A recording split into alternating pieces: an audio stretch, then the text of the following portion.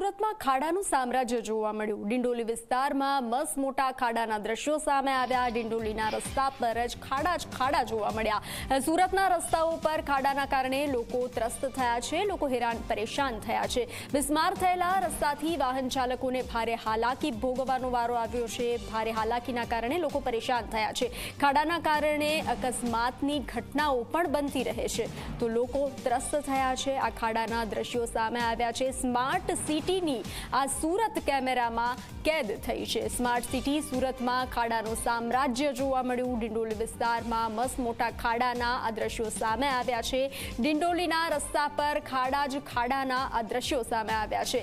સુરતના રસ્તાઓ પર ખાડાના કારણે લોકો હેરાન પરેશાન થઈ રહ્યા છે। બિસ્માર થયેલા રસ્તાથી વાહન ચાલકોને ભારે હાલાકી ભોગવવાનો વારો આવે છે, તો ખાડાના કારણે અકસ્માતની ઘટનાઓનો પણ ભય રહે છે। ત્યારે અકસ્માતની ઘટનાઓ સામે પણ આવતી રહે છે।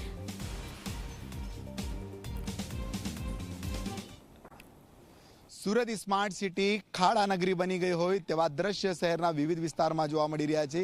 G24 કલાકની ટીમ જે ડિંડોલી વિસ્તારમાં પહોંચી છે, દ્રશ્યમાં જોઈ શકાય છે મસ્ત મોટા ખાડા જે છે આખા રોડ પર જોવા મળી રહ્યા છે। જોઈ શકાય છે કે આ ડિંડોલીનો જે ભેસ્તાન તરફ જતો રસ્તો છે, અલગ અલગ સોસાયટીઓ આવી છે, સોસાયટી સહિત અહીં વાહન ચાલકો પસાર થઈ રહ્યા છે, પણ આ રીતના ખાડા જે છે અહીં જોવા મળી રહ્યા છે। જોઈ શકાય છે રોડ ક્યાંક વધારે નજર નહીં આવી રહ્યો છે, પણ ખાડો ખસા મોટા જોવા મળી રહ્યા છે। બાઇક ચાલકો જે છે અકસ્માતનો ભય હોય છે અને સાચવીને જે છે પોતાની બાઇક જે છે એ ચલાવી રહ્યા છે। કેટલાક બાઇક ચાલકો અહીં પસાર થઈ રહ્યા છે, આપણે એમને જોડે વાત કરીશું।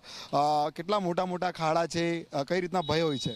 રસ્તો તો છે, પણ રસ્તાની વચમાં સાહેબ ખાડા વધારે દેખાય છે સાહેબ। અહીંયા સાહેબ અમે 1.5 વર્ષ અહીંયા રહીએ છીએ।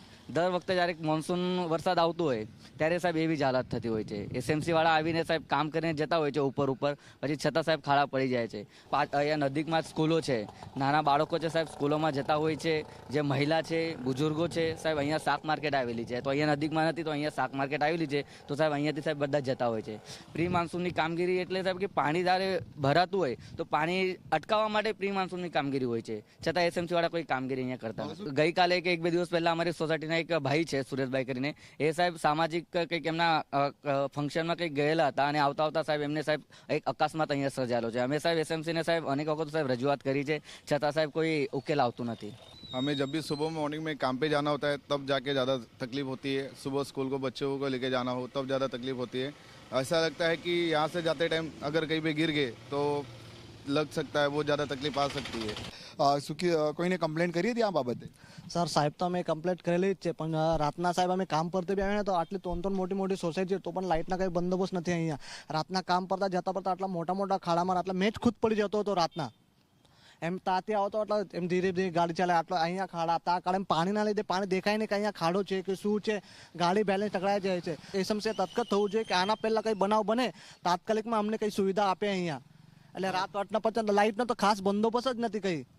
બાળકો શાળાએ જતા હોય છે, લોકો કામ ધંધે જતા હોય છે, પરંતુ મહાનગરપાલિકાએ બનાવેલા 1 થી 1.5 મહિનામાં રોડ બનાવવામાં આવ્યો હતો અને આ રોડ 2 દિવસ પડેલા વરસાદમાં આખો ધોવાઈ ગયો છે। આવા દ્રશ્ય રોડ પર દેખાઈ રહ્યા છે।